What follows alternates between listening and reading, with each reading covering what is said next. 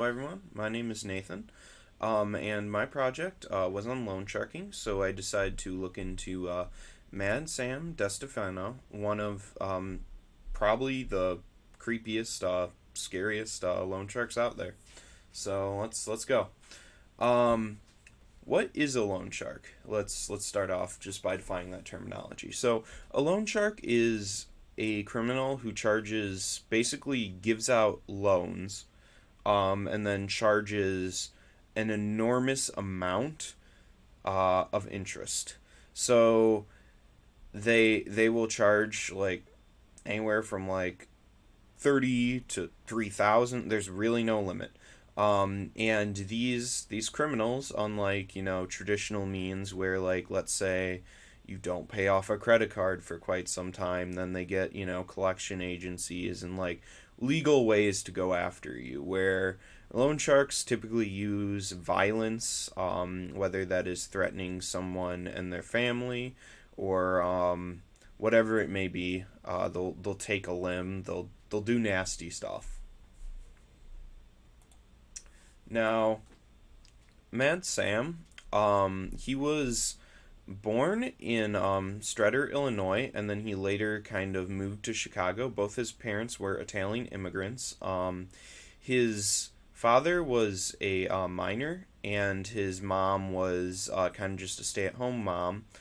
Sam would join what's known as the 42 Gang. Now, the 42 Gang was made up of 42 members, and it was kind of a gateway to the Italian mafia or the Chicago outfit, that part of it, anyhow. So, Sam would join the gang with his brother named Mario, and he would later kill his other brother, Michael, for doing heroin because he was deemed as too soft or a stain on just the mafia as a whole. So Sam started off his career. His first crime was a rape, and then he moved to bank robberies after that. Then he kind of discovered he liked loan sharking, and would often charge his victims 3,000% interest on their loans. He worked with police to cover up other crimes. And for these cover ups, he would charge flat rates. So, like, let's say you wanted a murder covered up, he would be like, that's $800. If you wanted, just anything erased, he had a set rate for it. Because the police were often in on it too. They were loan sharking, and they knew if they messed with him in any way, they'd get the special treatment we'll describe later. So he got a lot of this money to start off his like loan sharking operation from. He had a legitimate business that was doing really well, with basically investing in land and real estate in Chicago. So really, he didn't even need to do the loan sharking, but we'll kind of get into his motive later on. And he robbed some banks. He robbed one notably up in Wisconsin. That was like his first big kind of bank robbery. So, what happened to his victims? So, essentially, what he would do is he'd do what all loan sharks do. He'd go after someone. Typically, a lot of his victims were, people who needed money, like compulsive gamblers or people who are addicted to drugs, that, like, have that, they're not thinking clearly because they're so addicted to it. So, what would happen was he would prey on these people. He would also go after more high profile people, too. He often went after his own bosses. Because he was just that good of like a businessman with selling things. So he'd talk him up, he'd get him into his deal. Now, what happened if someone didn't pay his like crazy 3,000 interest, basically debt he'd put onto their loan? He would essentially kidnap them, bring him to his basement, which he had like this whole like torture chamber, where soundproof walls, and his kids and his wife would be upstairs.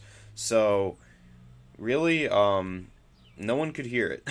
So like he would use ice picks and blow torches and basically just burn them and stab them and stuff. And he really like he'd go after really low profile people who didn't owe him much back yet. So just to kind of make an example, or he thought it was fun. There's crazy stories about like other people, working with him in the mob, and they'd be like, yeah, whenever he's torturing someone, he's like foaming at the mouth or like rolling around on the ground screaming. The guy was crazy. DNA evidence wasn't that great back then, so you could just drop a body and it would be really hard to figure out who did it. And yeah, so kind of going on to his downfall, he would eventually he shot his he first killed his brother. His brother was Michael, once again, because of the drugs. He was seen as kind of weaker, and he would do that. And obviously, that caused some family issues, which would lead to, although it's never been confirmed, his brother Mario and the higher upper people in the mafia were like, "Yo, this dude just too crazy. Like, he does his job, he makes a lot of money, but they decided to kind of take him out because, you know, he had some very most other loan sharks, if they had to kill someone or they just do it for the money. They didn't take immense pride in killing where he did, and that's kind of where the moral argument. So his brother Mario and another member of the 42 gang, who's actually kind of like his mentor, would although not officially confirmed, would shoot him with a shotgun twice in the stomach, and that would be the end of him. Thank you for listening to my presentation. There are my sources, and have a great day.